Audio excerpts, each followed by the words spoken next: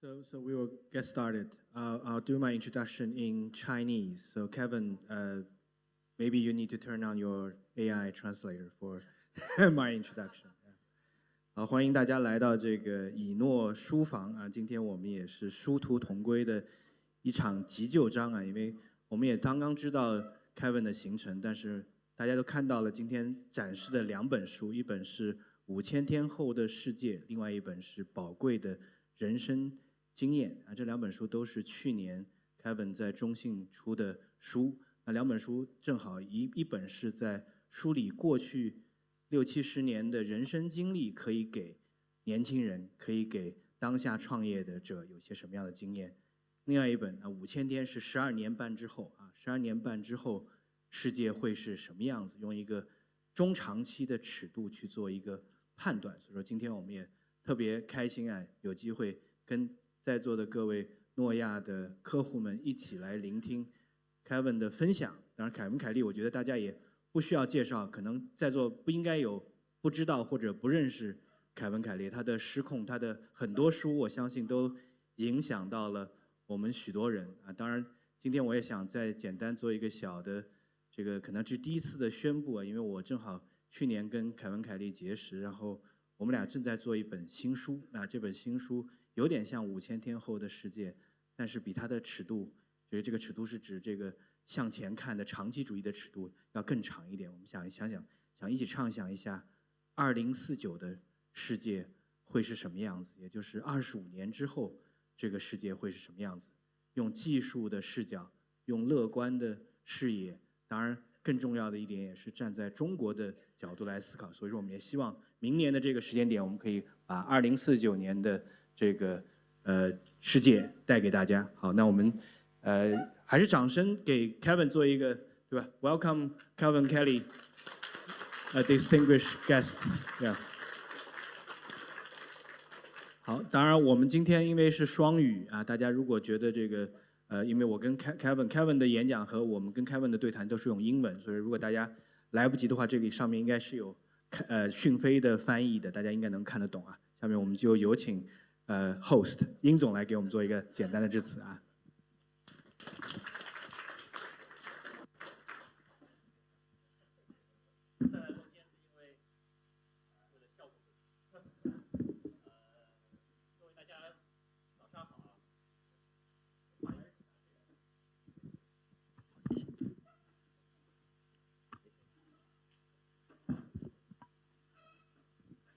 各位大家早上好啊！很高兴大家莅临以诺书房啊，我们举办我们新一期的殊途同归的读书会的活动。那今天呢，确实是我们很荣幸能够邀请到凯文凯利来参加我们的一个这样一个非常有独特性意义的一个活动。大家知道，凯文凯利是当今在创投圈啊、那个科技圈啊、那个是一个大神啊，那个他的很多的著作啊，都反映了关于未来的一个趋势，也揭示了我们所探求的一个未知的一个世界。那么今天的话呢，我们会有2个主题的一个探讨，其实不仅仅是趋势，其实还有一个关于智慧。大家也知道，我诺亚的有一个 slogan 叫“智慧财富温暖人生”。智慧跟财富之间是很有关系的。我们的客户都相对来说在投资行业都有他自己的见解啊。那如何在这样一个市场变化的过程当中啊，去把握到这个财富的保值和增值，那就需要用到智慧的一个概念。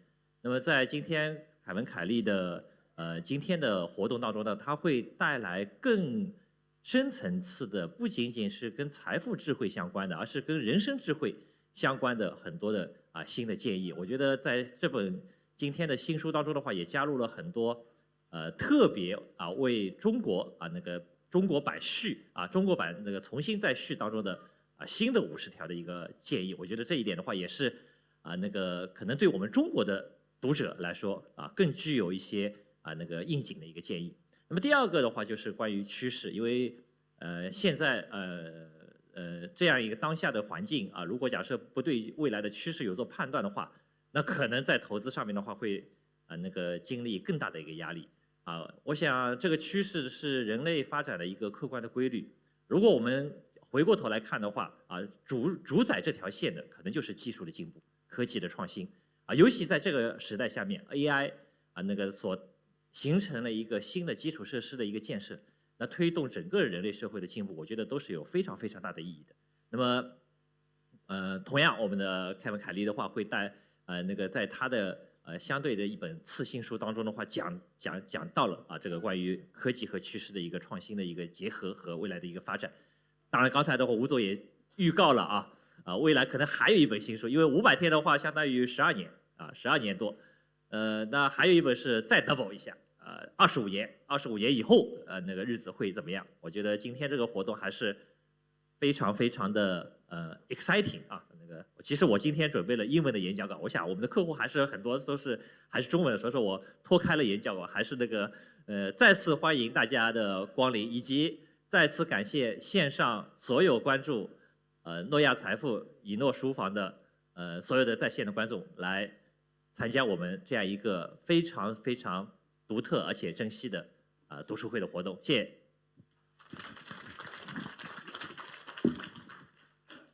So before we invite Kevin on the stage to share his insights, I'm just being asked to ask two major questions to Kevin. So you can share with us not only your speech, but also some brief answers to the questions. A, of course, is about the first book, your advice to others.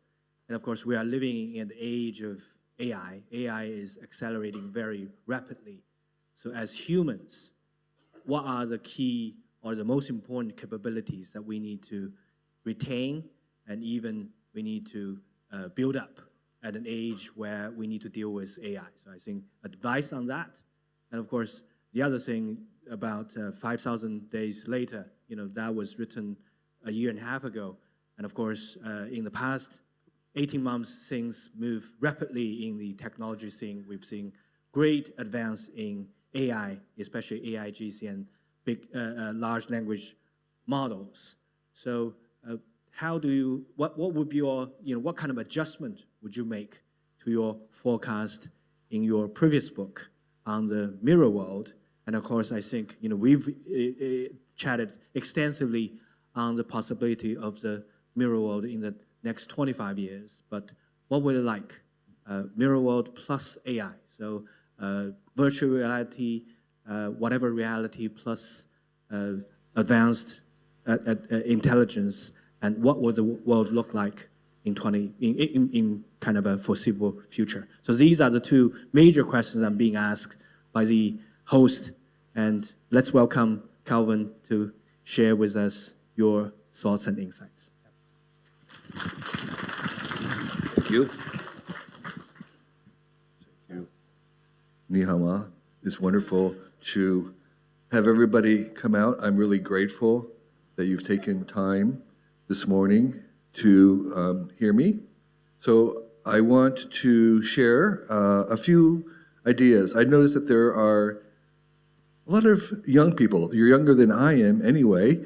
And here's some advice that I've learned over my 72 years, which is, and this is true no matter what happens with the AI and the mirror world, this is going to be true, which is that you should not aim to be the best. You might have heard from your parents or other people that you should really try to be the best at something. No, don't aim to be the best. Aim to be the only one doing something. You don't want to be the best because then you're competing against so many other people who are also trying to be the best, whether it's the best basketball player or the best accountant or the best writer. Aim to be the only one who's doing something. Your business card should have a title, a description that nobody else has, ideally. And if you are young and you have the opportunity, you should be working on something that is very hard to describe, that maybe there's no words for. Maybe there's no language for describing what it is you're doing. Maybe it takes you a half hour to describe to your parents what it is that you do. It's a good sign. That's a sign that you are working on something that is the only. And so in this world, as we come to a world where there's AI and other things, it becomes more and more important that you do something that's really kind of different, because the AI is trained on the average human input, what we all do. It's making predictions about what the average human would do, and you want to, if at all possible, not to be the average human. You want to be something that an AI cannot predict. If an AI can predict you, then you're not doing your job. You want to be doing something that only you can do. And for most people, including me, it will take all your life to get to understand what it is that you can do that other people can't. One good clue is if you do something and enjoy it that other people find it really hard or difficult. If you find it easy and you enjoy it and other people find it hard or difficult, that's one sign that you're on the right path. But it will take all your life to understand what it is that you are doing differently. And you cannot do it alone. This is not a solo project.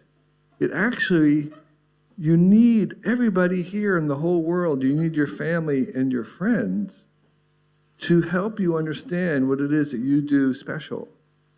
And you can't get there by yourself. It's a kind of a paradox that it requires everybody else for you to become unique.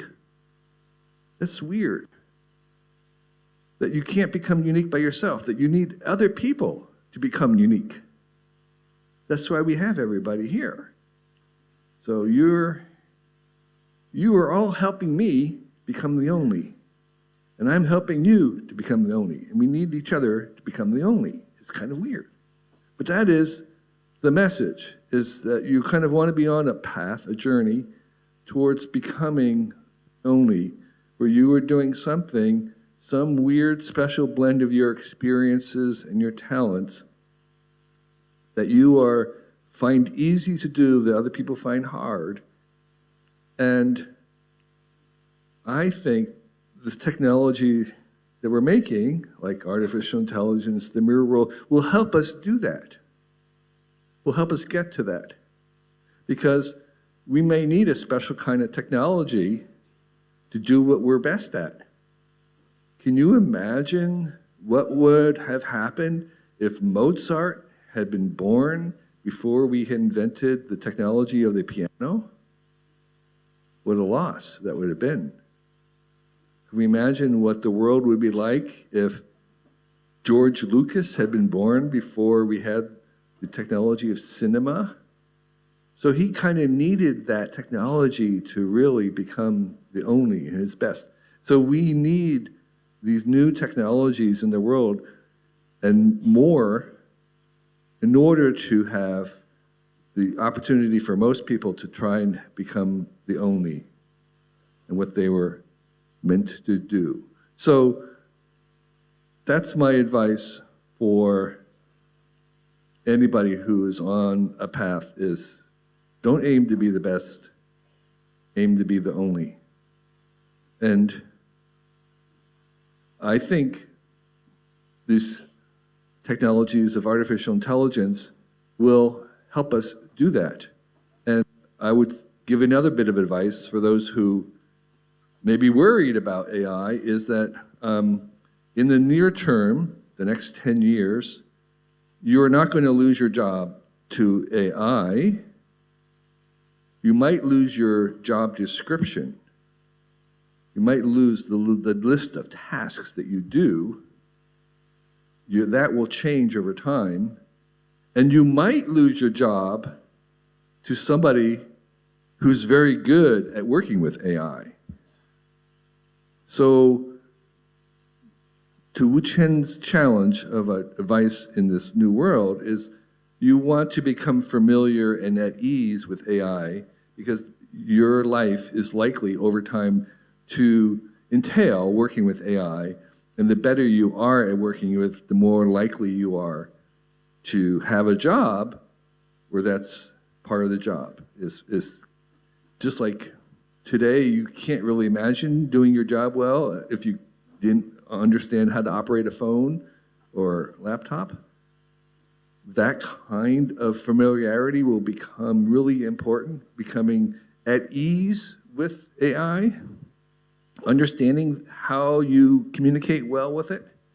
Some people will be better than others, but most people will just have to get a little bit at ease with it.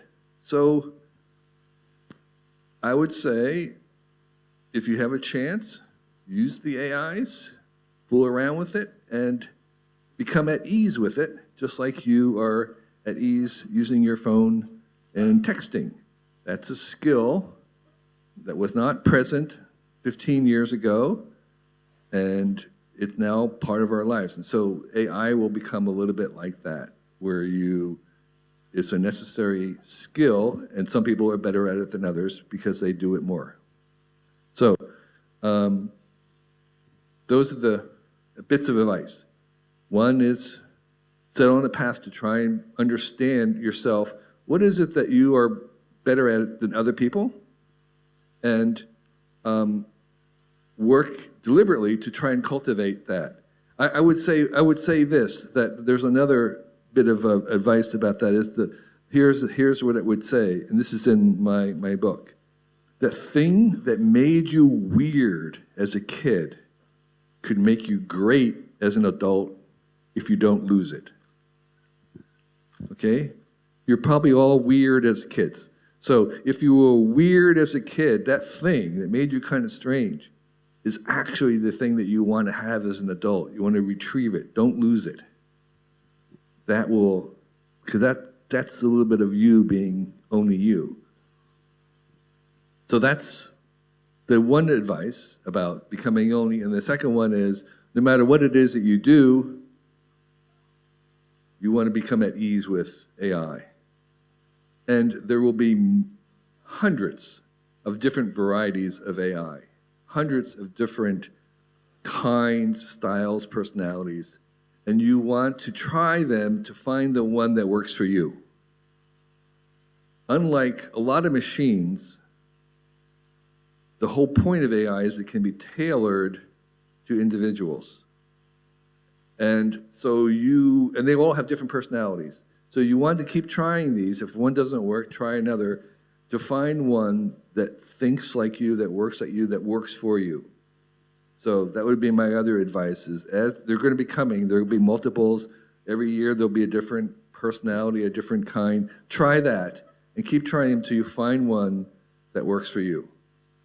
And then work with it and become really good at it. And that's how you will become more like yourself. So I think I'll probably take questions at some point, but we'll have a panel and then something else will happen. Sure. Can we have the organizers to put chairs? We need to have a panel, 3 chairs. So while they are arranging the chairs, Kevin, just a quick question. You said keep something weird, like, so what, can you share with us one trait that makes you weird, that you have kept, so it make you so successful? Yeah. So the thing that made me weird as a kid was I made things as a little kid. Like I made, when I was 12 years old, I made a nature museum in my basement. So I collected insects and melted them. I had like reptiles in preserved liquids. I read books at the library about how to do this, and I made a nature museum in my basement, which was very, very weird. So that idea of making things physically with my hands is part of who I am. I still make things today at home. I write about AI in the morning, and then I go make things in the afternoon, physical things. So that is that kind of rootedness in the physical analog world helps me thinking about digital things. Okay, so we're here.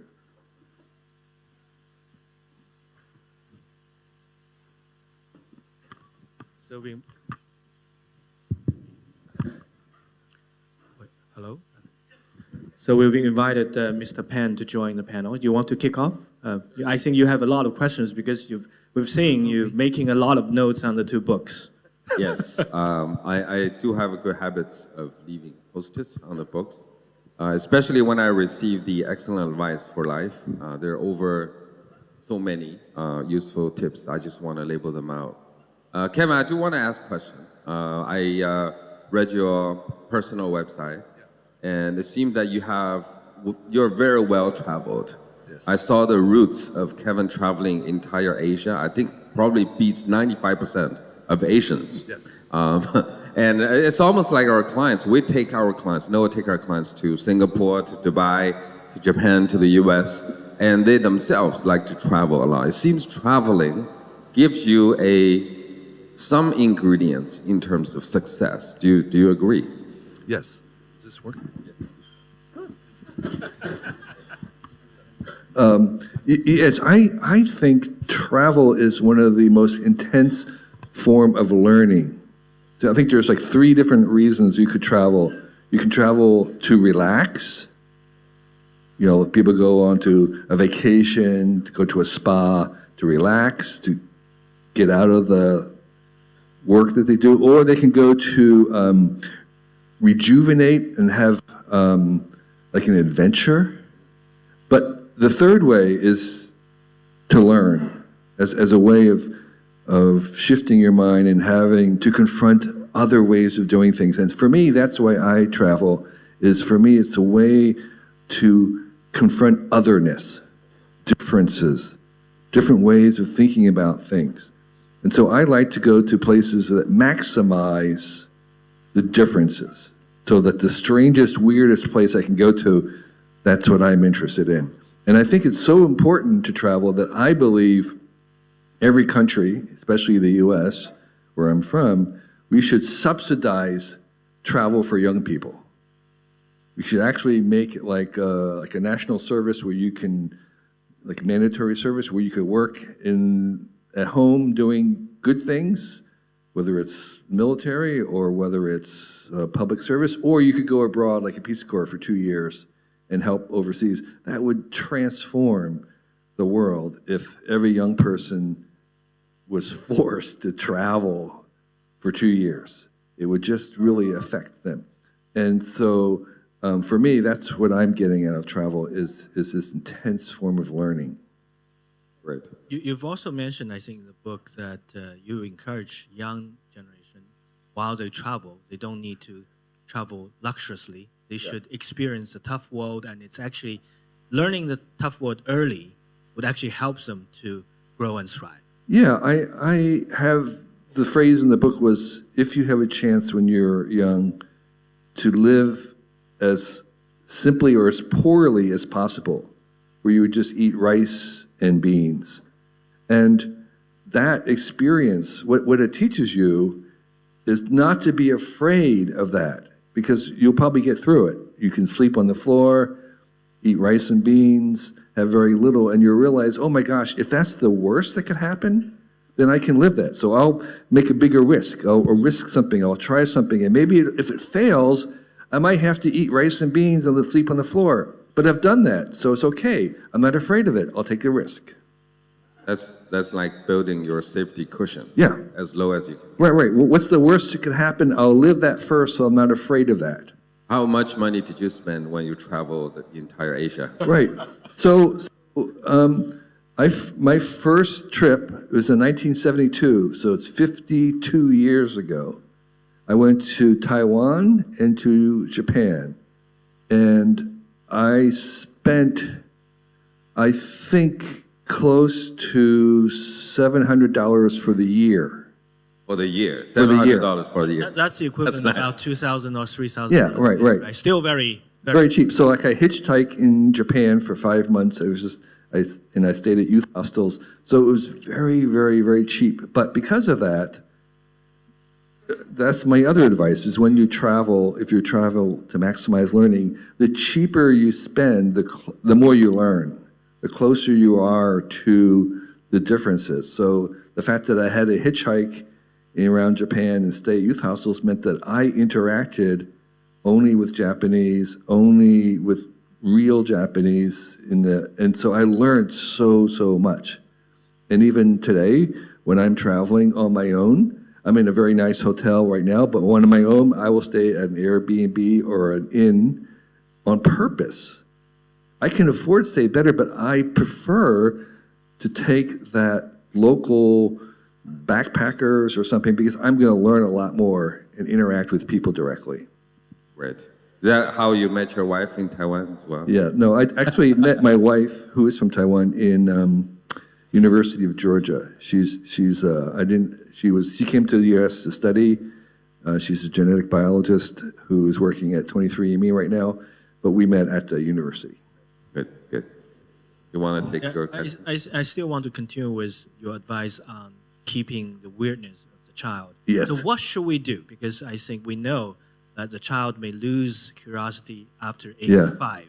So how do we create an environment where children and young teenagers still could be curious about the world, curious about themselves? As parents, what should we do? As a society, what should we do? Yeah, I think in general we want to protect that weirdness more than anything else. I don't think you actually need to cultivate it that much. I think you need to protect it. So if you find that they want to spend hours and hours collecting dinosaur things, you want to make sure that they continue that. You don't take that time away and make them study for a test.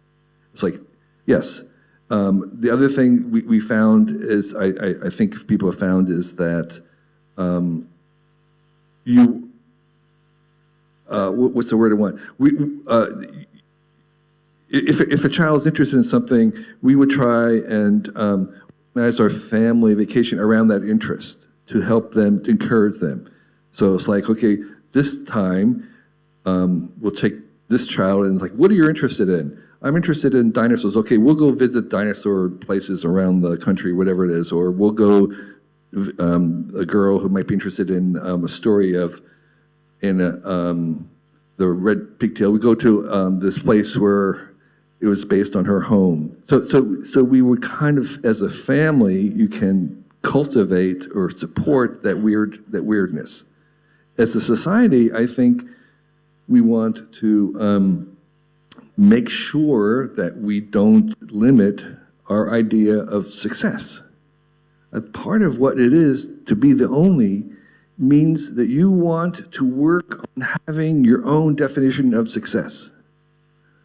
Right now, we kind of inherit our definition of success. It means, okay, I have to have a degree, or I'm not successful. I have to have X number of dollars or renminbi, or I'm not successful. I have to have this kind of possession. And that's someone else's definition of success.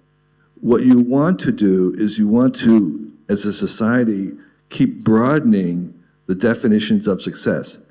The definition of success is, there was a guy in my town, the definition of success was when he died, there were 500 people at his funeral. 500 people who loved him. He wasn't rich. He didn't have a bunch of diplomas on his wall, but he had 500 people who were incredibly affected by him. That was his definition of success. So I think as a society, we want to keep broadening definitions of success. And that's something that we can do collectively. Kevin also runs a foundation called Long Now that actually encourages and promotes long-term thinking. NOAA actually has a slogan with our clients as well called Be Friends with the Time, to promote really long-term thinking. That's great. Yeah. So my question is, when technology accelerates everything so fast, I don't know if you used WeChat. Yeah. Yeah. So people expect instant reply. Otherwise, it's slow, right? So everything is so fast nowadays. How do you maintain a long-term thinking mode? Like short results, instant feedbacks. It's a little bit contradicting, so it's kind of challenging. So how do you maintain them. So the foundation that I co-chair is called the Long Now Foundation, and it's trying to encourage long-term thinking. Now, some people confuse that as like having a long-term plan that we have predicting the future. No. We're saying we don't know, but we want to keep options increasing, but that we want to represent. We want to have, when we're making a decision, we want to represent future generations in that decision. We want to say, well, what about future generations? The question is like, we want future generations to thank us now. Thank you, for 2024. Thank you for doing that. Thank you for thinking about us in the future. So that's part of what we're trying to do. So we can't really eliminate the speed. We just want to add, we want to have two different options. In other words, yes, you're going to still have social media. That's not going to go away. I'm not trying to eliminate that fastness. I'm just saying, in addition to that, you also want to think slower. You also want to consider a longer term thing. So in addition to doing things quickly, let's also think about doing things that may take more than one generation to complete, like building a road or building a bridge. You may not finish it in your own lifetime, but let's do some of those things in addition to the fast things. But I think, there are kind of two schools of thoughts. One is, let's live as we are, because with technology advancing, technology would be able to solve problems down the road. The other school would say, we need to get prepared because it's not only the technology, it's all about how do we organize, how do we foresee the future, how do we foresee the dangers. Otherwise, dinosaurs are successful, but with a just unexpected event, they will be wiped out from the earth. So how do we balance this two? Because it's fairly easy to sign up with the first school because technology is moving so fast.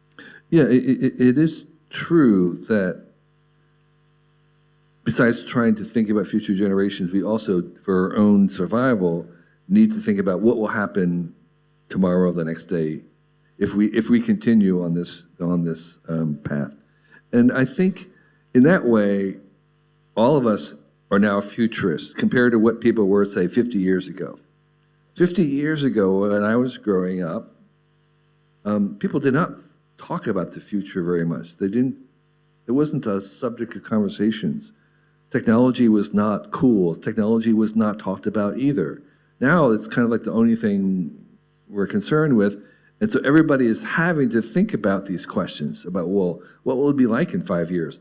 Nobody ever asked that question 80 years ago because it was going to be, they knew the answer was going to be like tomorrow. It was going to be the same thing, but now it's not. So we all are kind of forced to think about things. And so the question is, well, how do we do that well?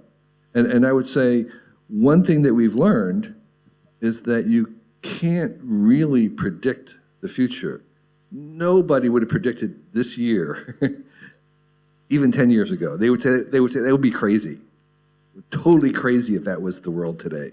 So you can't use this rational extrapolation. Doesn't get you to the future. So what we've learned that you have to do is you have to have multiple futures. They're called scenarios. You have to have more than one, and the purpose of having more than one scenario of where the world could go is simply so that you will not be surprised by it. So the best we can hope for is to not be surprised by the future, is to think about, well, we thought about that, and then we rehearsed for what we would do. Like, okay, we rehearsed for what we'll do if Trump wins again, we'll rehearse that. Well, this is what we'll do, And so we're not predicting it. We're just saying that's a possibility. Or if Biden wins again, or whatever might happen. And so the idea is to have multiple predictions, multiple scenarios of what is possible, and then rehearse what you would do in all those so you're not surprised by the future. What would be your advice for people in the room to adapt to the changes? because I think in China we've experienced almost 40 years of rapid growth. The economy is slowing down. Technology is moving even faster. So we have three scenarios where in some areas we'll witness exponential growth. In some areas we are foreseeing a linear growth. In some areas we need to deal with stagnation. So it's a very complicated world. How do you deal with these kind of complicated changes? What would you advise? So the first thing is I would say, I'm pretty sure there was a fourth scenario, and that's probably the most likely one. And I don't know what it is, but I'm just saying that's the first assumption, is that we have all the possibilities. So I think you are not going to be able to predict, and so you have to be flexible. You have to say, well, if it was going to be growth, what would that mean? And you play out that world, and then you say, well, if it was going growth, what would be the earliest signals? What would be the evidence that was going in that direction? And you would look for those signs that it was headed in that world. And you have to actually be flexible and ready for a world that you can't predict. That's, again, part of it, is that we're not going to have. I can't give you the certainty for the world because that's what we don't have anymore. We don't have the certainty of knowing where things are going. And for some people, that causes anxiety. Is, well, how could, if we don't know, that's incredibly uncertain. How can I make a decision? Well, you have to learn to make decisions in uncertainty. And people in finance do that all the time. They have lots of tools. But that's something we have to do broader. It's something you have to live and learn to do. And maybe our schools should teach that, is how to make decisions where you have high uncertainty. Okay, so maybe the last question before we open the floor for the question. So Noah's main slogan is wisdom beyond wealth. And you've written so many books about wisdom, especially excellent advice. It seems you're trying to pass on your wisdom. And your website said you're extreme optimist. Obviously, in today's world, we need more doses of positive energy, if you will. So how do you combine wisdom, optimism with success? I guess that's probably something we all want to understand, trying to figure out. So the way I define optimism is that it's not like a temperament, but it's more of a choice. So I think I am slightly optimistic by nature, but I have chosen to become even more optimistic. I have chosen to be a radical optimist. And I have deliberately, and so people here, you can choose how optimistic that you would like to be. And I think you should be as optimistic as you possibly can, because it's through optimism that we can affect change and make all the good things that we want in the future. So this, this little device that we all hold, the iPhone, was made by an optimist, right? This was considered impossible at the time, but there was somebody who believed and imagined it and believed that it was possible. They were optimistic about it. And all the things in our life that are complicated and good were created by a person or people who believed the impossible was possible and believed they could. And so an optimist will envision a world that they want and believe that it can be done. And so that's how you shape the future. In fact, our world is only shaped by optimists. And so if you want to be a force for good in the world and make something, you have to be optimistic about it. You can choose to believe it's something that seems unlikely or improbable, but believe that it could really happen, and then you do the hard work of imagining what it is in order to bring it about. You're not going to make a world that's complicated and good inadvertently, accidentally. The iPhone was not made accidentally. It was very deliberately optimistic. And so I think I would encourage everybody to be as optimistic as you possibly can. Just a quick follow-up. What's the difference between being optimistic and the willingness and capacity to take on more risks? So, yeah, there may be some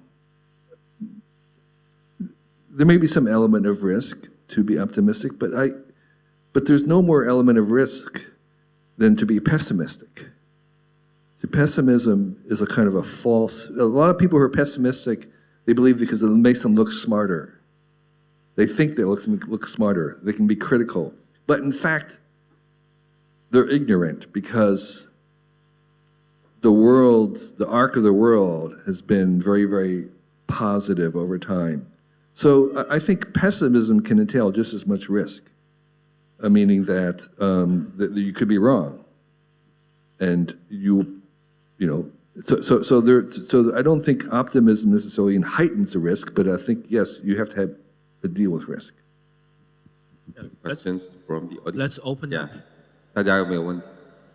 有问题直接说，然后我们可以，对，还是有一个麦克风吧，可能。对。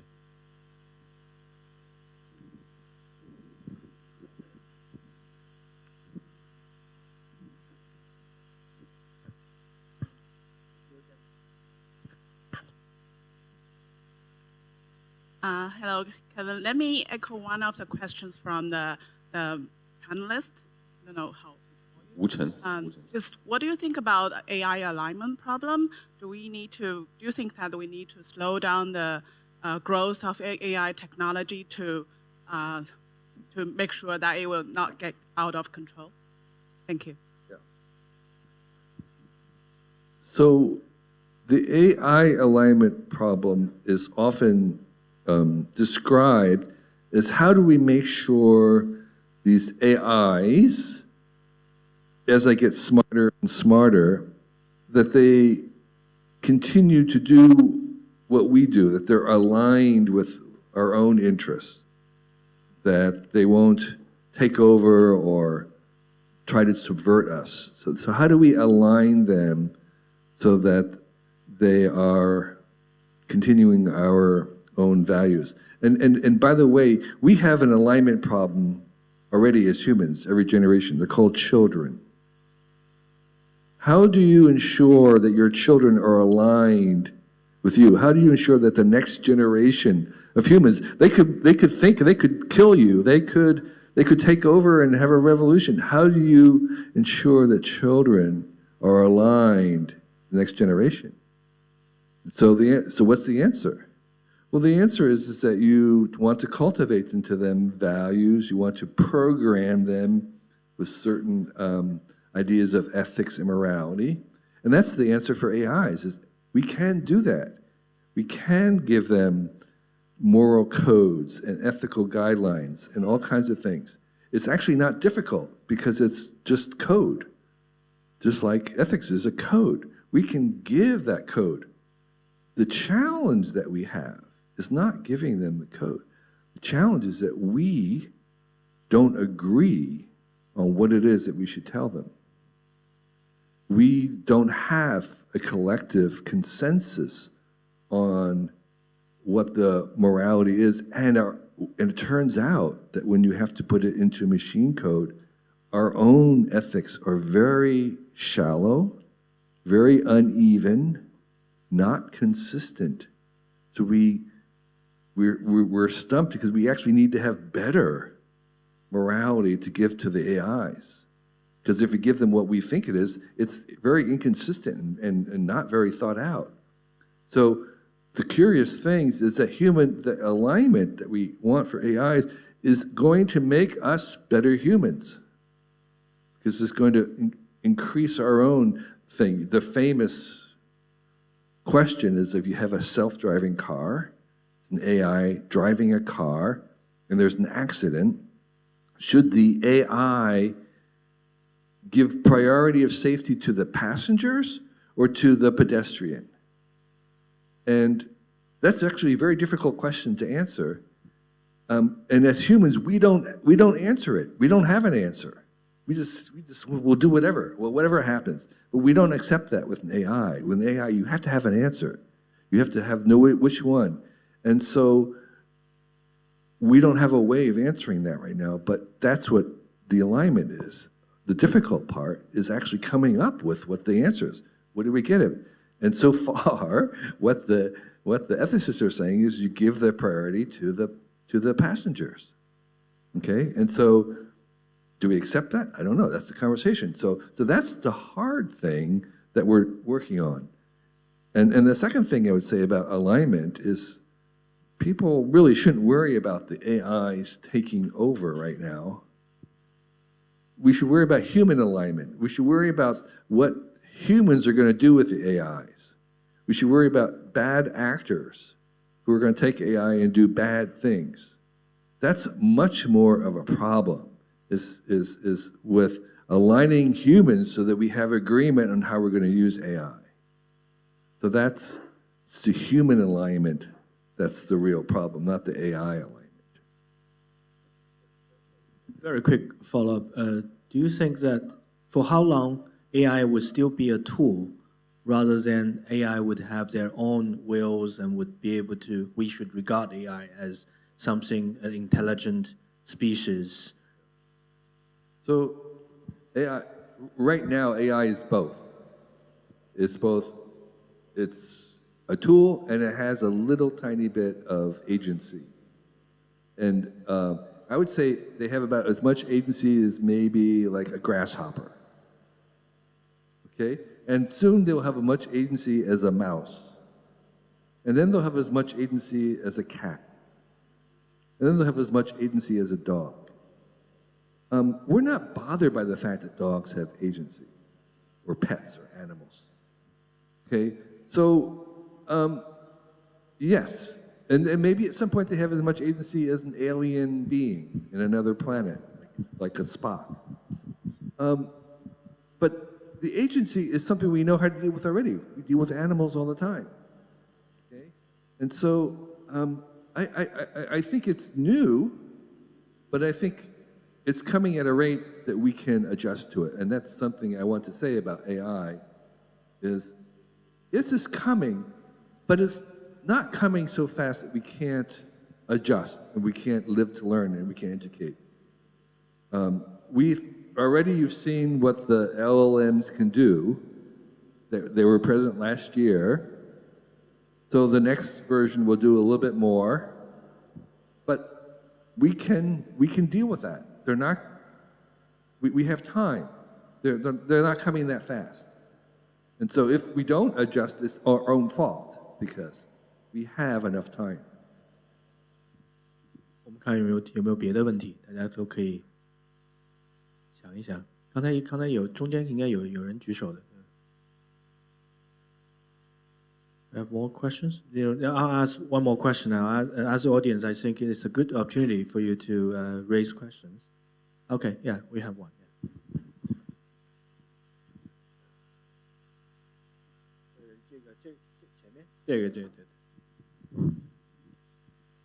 Thanks, Kevin, for your time. It's a privilege for us. And so my question is, how do you listen to the technology? It seems like it's evolving world and you are watching signs. You see the probability of the scenarios. Thanks. So I preach the idea that we should listen to technology, that we should hear or understand what the internal biases and inclinations of technological systems are. Because I'm saying the more complicated, the bigger, the more complex a system gets, the more it has internal tendencies. And that we should recognize those tendencies and then exploit them rather than resist them. So a quick example would be the inherent tendency of digital technology to copy things, to make copies. So when you send an email across the country, it's being copied multiple times. Whenever you make something on your phone, you can make a digital copy instantly, very easily, perfectly. So it has a tendency to make perfect copies of things, which is really new because in the old days, in the analog world, making a copy of something was really difficult and very expensive. But now we can make perfect copies instantly, and it wants to make copies. So the idea is if you listen to digital technology, it would say that it wants to copy things, and therefore any kind of rule or regulation or law that was trying to protect the copy or prohibit copies was working against the technology.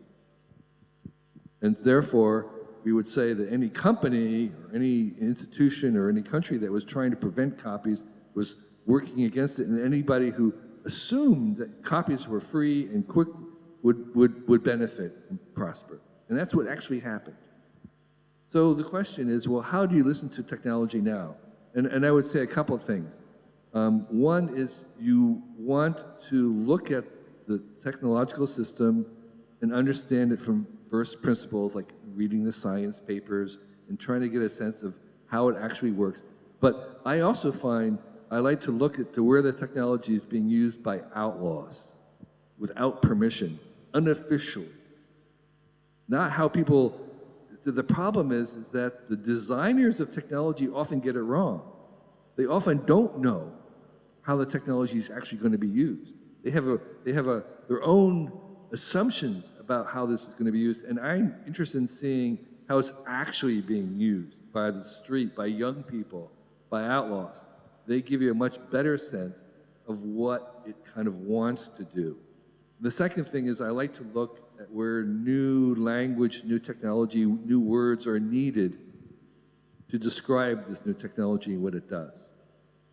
Like in crypto or something. There were a whole bunch of language and stuff that came out of trying to use this that gave you a sense of what it kind of wanted to do. So that's the third way. So the first way is looking at the scientific first principles, the papers. The second way is looking for how it's being used on the street unofficially. And the third way is looking at where language, the new words that are needed to describe the new dynamic. So those are three suggestions. I do want to ask one question on behalf of our clients. Very specific. Many of our clients, including myself, probably have a child who's about the age to get into college, right?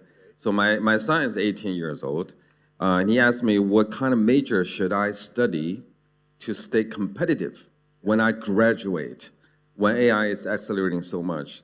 He said, it's either mechanical engineering or financial engineering, because mechanical engineering, you always need to fix the car, right? Even the AI is very developed. So if you want to get advice to this group of children who's about to get in college or about to get new skills, what type of field would you recommend them to do? Yeah, I think whatever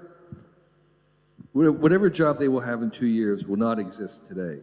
So I'm not really concerned about the actual subject. I think the program, the degree that you want to graduate with is you want to know how you learn yourself, how you can optimize your learning. You want to be completely aware of what you require to learn your most, because you are going to be learning the rest of your life. And it's amazing to me that even I don't know this fully, that we graduate people and students who have no idea how they can optimize their learning. They don't know the best way they need to learn another language. They don't know the best way they need to learn a new subject. They have never been taught or trained or tested in how to optimize their own learning, which is the only thing they're going to be doing for the rest of their life. So I would say to your son, it doesn't matter what subject or what domain you're in, are you sure that you know how to optimize your own learning? Because that is the thing you're going to be doing for the rest of your life. That's very valuable. Thank you. Sure. We have a question over there.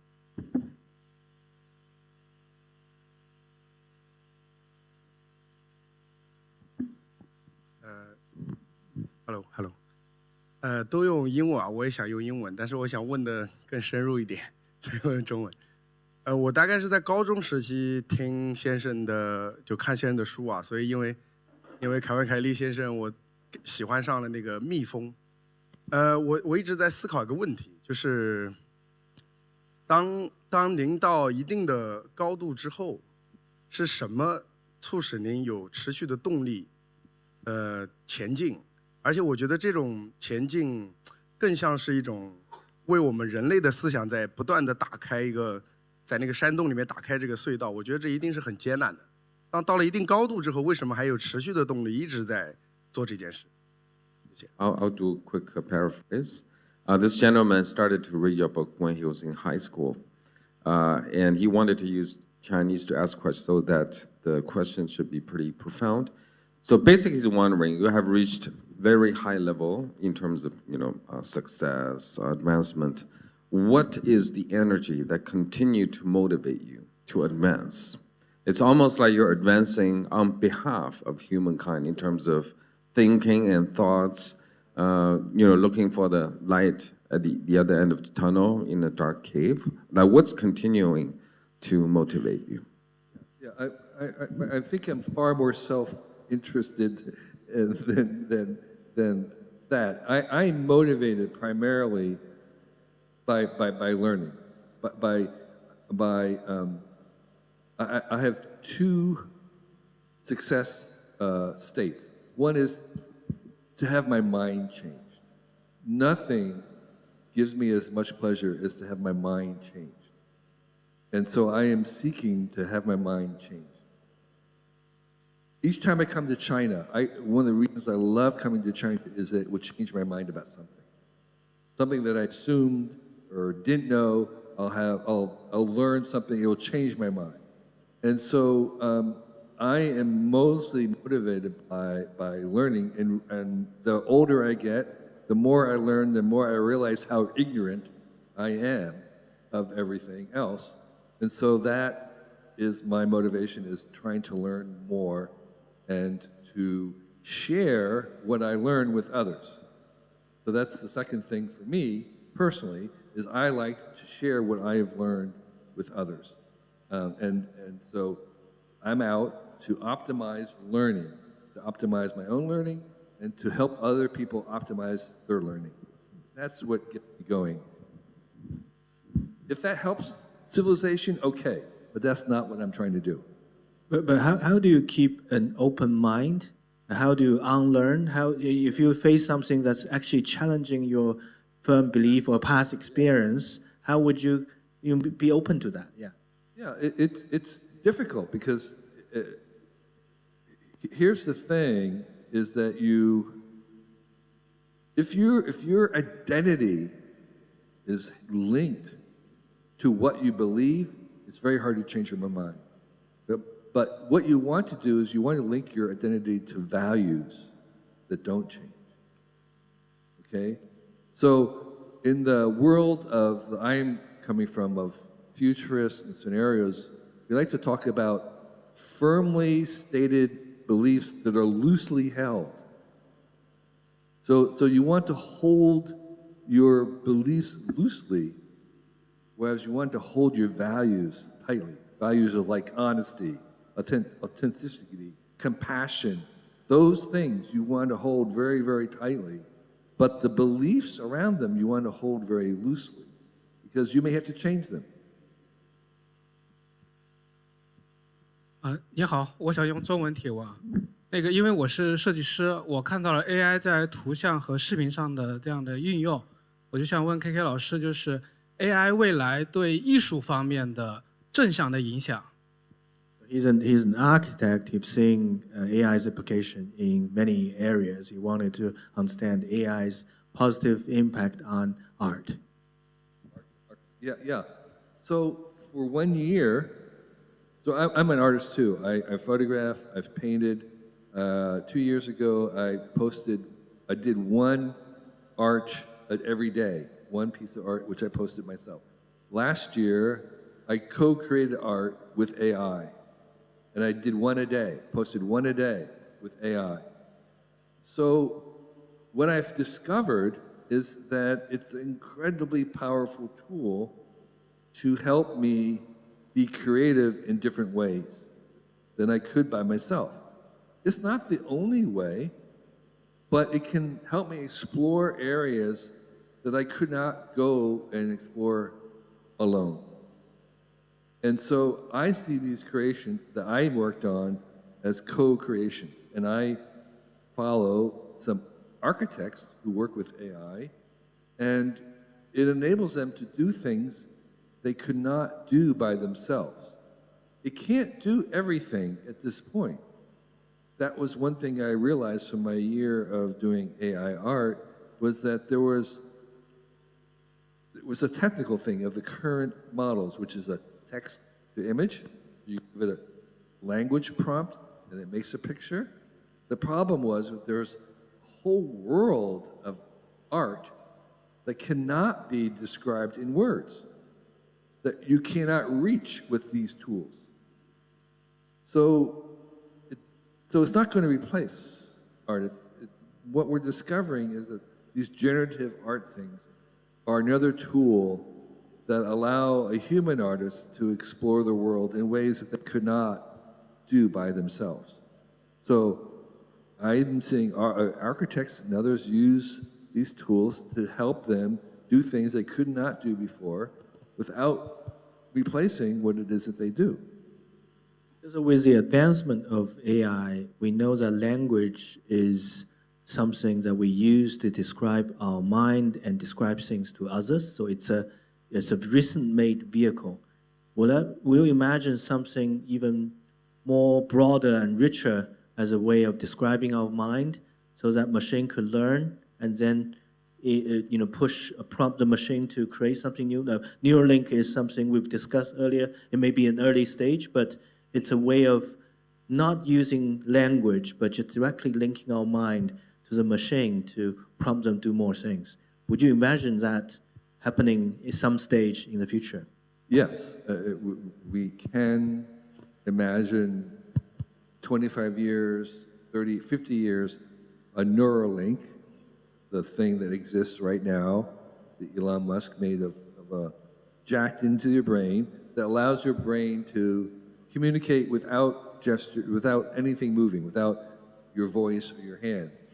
So we could imagine a direct, not language-based. But what we don't know right now is we don't know whether we can even think without language internally. Yeah. The whole purpose, the main thing about language actually was not to communicate between us. It was for us to communicate with our own thoughts. It was for us as a being to have access to our own thoughts. The only way that we have that is with language. So we don't really know yet whether there's any thought without language. It may be. And that's one of the reasons, by the way, why the LLMs today have some reasoning, even though they're just models of language. And that is because language contains reasoning. That was a surprise. It was like if you have a machine that can do language, you, as a byproduct, get some reasoning, which was a complete surprise to people. And it may be because language is so fundamental to thinking. So, we don't really know, but that's a possibility.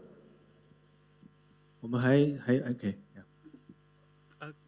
你好 ，KK， 我用中文提问啊，您刚刚说就是年轻人应该在他比较年轻的时候学会最简单的生活。我女儿今年16岁，她可能已经学会了，她现在的生活只需要书、阳光、水、食物。她的人生哲学是用最小的外力保持最自然的状态。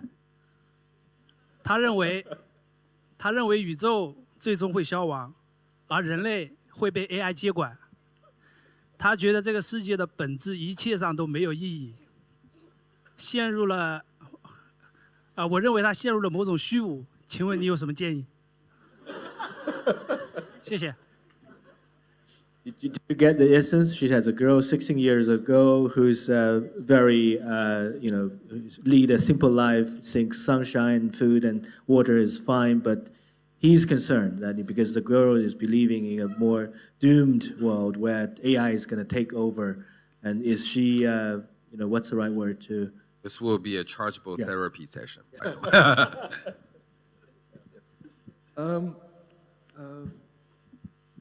I don't know what to say to change her mind.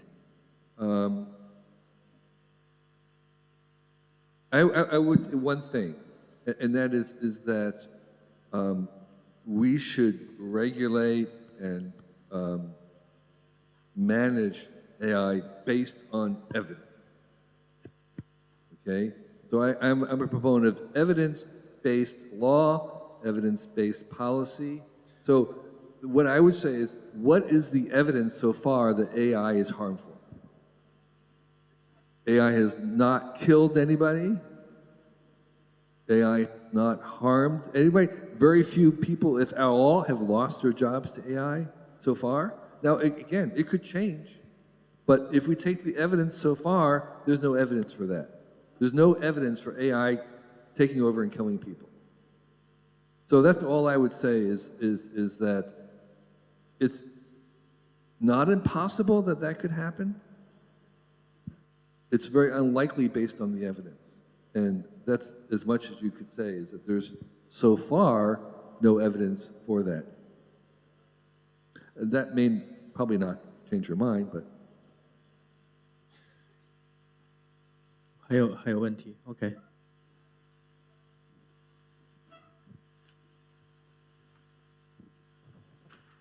谢谢您啊，我也用中文提问吧。是这样的，就是应该是和前面两个问题有所联系吧。是这样的，就是我在月初的时候，帮女儿做一份作业，因为她在德国，然后她要分析一个二战，就是德国二战的一个历史。作为一个中国人，对二战还算熟悉，但是从德国人的视角去分析，肯定是不熟悉的，所以我们就用到了 Chat GPT。在我们去做这件事情的时候，我发现从网上找的这些资料就很欧洲，他的观点是和我们中国人的视角不是很一样的。但恰好呢，女儿是中国人，所以她在初中的时候也学了一些中国史和世界史。那么她刚好和她的德国同学有不同的视角。我想问的这个问题就是，那么作为一个如果他是德国人，是欧洲人，他的视角就比较窄，那么是不是就被 AI 给定义了？而且刚才KK 先生也提到，他对于中国的了解，就每一次来中国会有不同的了解。那么包括刚才这位先生说到他16岁的女儿这个观点，那么我就想说，目前 AI 的社会越是这样，是不是越需要我们走出去，在线下去交流？就我想提到一个这一点。So her question is also related to her daughter, okay? And it happens when she's helping her with her homework. Her daughter is actually studying abroad in Germany. So long story short, they looked up in the ChatGPT. They found very different perspective on World War II. Assuming that AI has taken a German citizen's perspective about that history, versus what we had been educated or been told on this side of the world, or Asia. So her question would be, would you assume ChatGPT actually have a presumed perspective when they answer some questions? And second one is, you mentioned about every time you come to China, you change your mind about something. 你是想问他有什么具体的 example 是吧？还是说，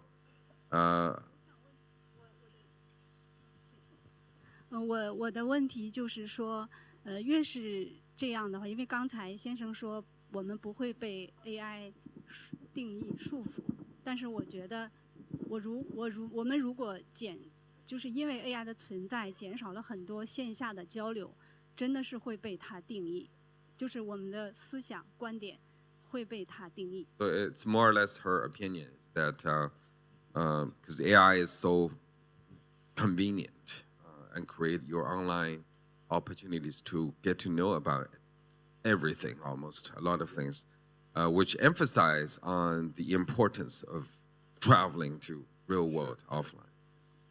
So probably the first question. Yeah, so right now, the way these LLMs, ChatGPT that we encounter, including the ones in China, they're trained on huge amounts of text. Basically, you could think of it as everything that humans have written. The best and the worst, all the facts as well as all the fiction. All this stuff is made up. And it's the average of all those things, the best and the worst. And so what the LLMs are trying to predict is how the average human would answer the question, okay? Which may not be what you want. You probably want the answer to the question of like what the best, most expert human would say. You don't want the average, because there are oftentimes, the average human can be quite uninformed about things that they don't know. It could be quite mean or sexist or racist. So what we're doing, or what the researchers are doing, they're saying, well, we've educated these LLMs on the average, the best and the worst. Let's try and give them a better education. We'll give them only really important things, or classical works, or just uplifting things. So already what we're seeing is the effort to change the education of the LLMs to make them so that they are not just giving the average response, but a more elevated, more accurate response. So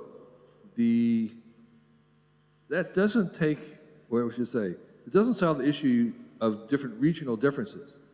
Right now, only 0.1% of the content in the ChatGPT, the OpenAI, is Chinese. It's only 0.1% of the content, okay? So obviously it's gonna miss things. And what we're going to see is multiple varieties of chats that have different educations. There will be some that are very, very Chinese oriented. There'll be some that are very European oriented. There's some that will be very conservative, some that will be very liberal.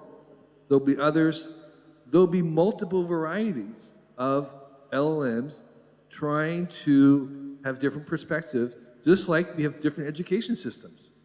So some people say, well, I want to send my children to a very conservative, classical education.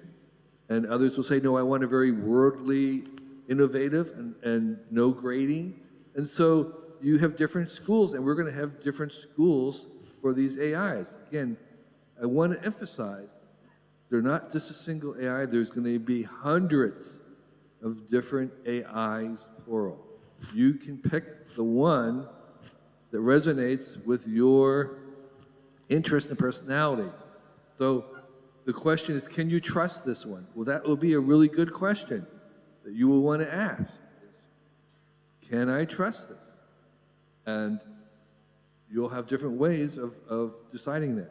So what we will advise 5 years down the road to parents, if the children is getting so used to relying on a kind of a ChatGPT that's aligned with their philosophy, they still need to read books. Otherwise, you couldn't rely too much, 100% on a tool. And it could be for the AI native, it could be they could assume that whatever ChatGPT told them is the truth. And how do we deal with that? Well, we have a little bit. You do want to rely on them. Like when you go to Baidu or Google and it gives you an answer, you tend to rely on it. If you ask a calculator, give the calculator, you rely on that. You can do arithmetic, but you want to be able to trust it. And so, should you be able to do arithmetic in your head? Yes, maybe. I don't know. So, I think if you want an answer, you ask an AI. If you want a question, you ask a human. And what's going to happen is that answers are becoming cheap. They're just not as important because you can ask the AI. But to ask a good question, that's what you want to train and learn in school. In school, you want to teach your students to ask a really good question because questions are the things that become valuable. Answers are just what machines do. Machines give you an answer. It should be reliable. You shouldn't have to question it. What you want to know is how can you ask a great question? That is a much more difficult thing. Mr. Kelly, in 2023, NVIDIA CEO Jensen Huang proposed at the Computex conference that AI is an industrial revolution because something new is being made in a new way. We both agree that the known is that with the development of all technologies, chaos and out of control are the trend. The known unknown is knowing that the equilibrium is going to be upset, but not knowing how. The unknown is how to benefit from this loss of control, or at least survive. Because we don't want to live in the future like the film Terminator. We'd like to hear your latest thoughts and perspectives on the new round of the technological revolution and how to build a survival guide for the world to come. Not for years to come, but decades, even centuries. Thank you.